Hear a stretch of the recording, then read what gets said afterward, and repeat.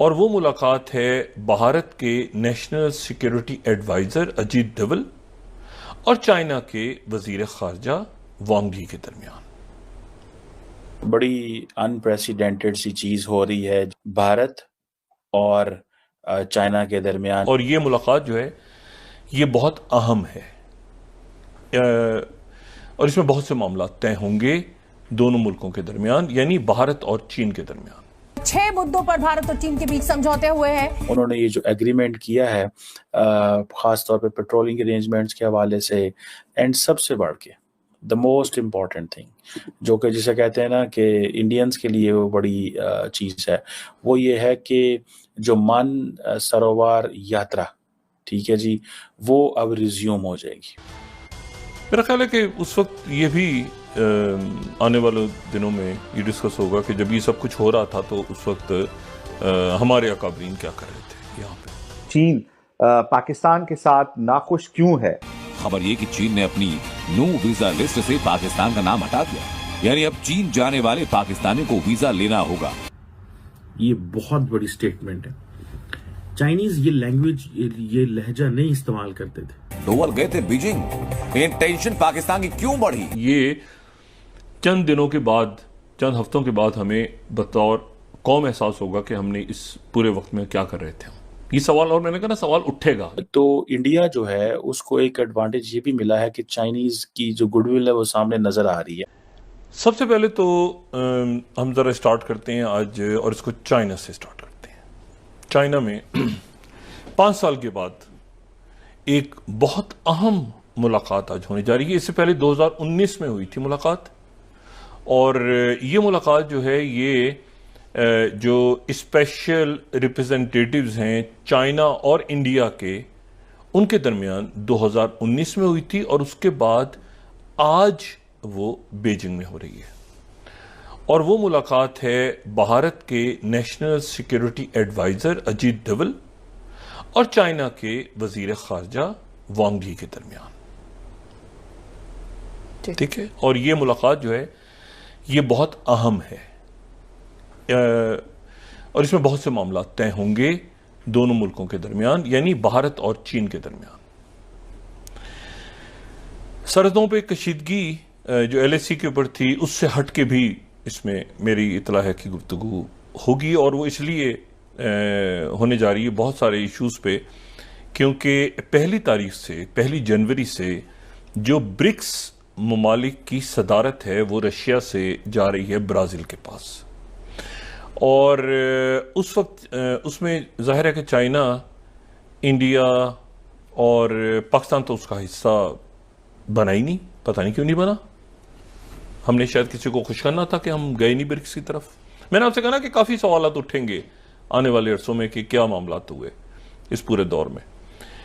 तो अब यह है कि वो जो ब्रिक्स का जो ब्राज़ील में होने जा रहा है पूरा, पहली तारीख से सदारत, तो उसके बाद मुख्तलिफ वज़राए खारजा और सदूर, यानी ब्राज़ील जो है वो हिस्सा बन जाएगा, आप समझें कि फोकस का।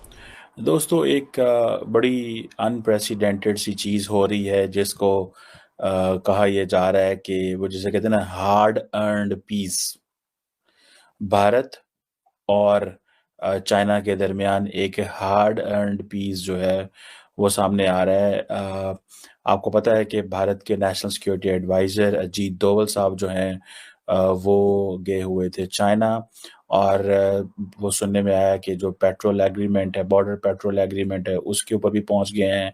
और ये जो लंबा स्टैंड ऑफ था, बेसिकली जिसकी बुनियाद, जिसे कहते हैं जिसका सलूशन जो है वो अभी हाल ही में जो है वो जब नरेंद्र मोदी साहब और शी जिनपिंग मिले तब वो हुआ।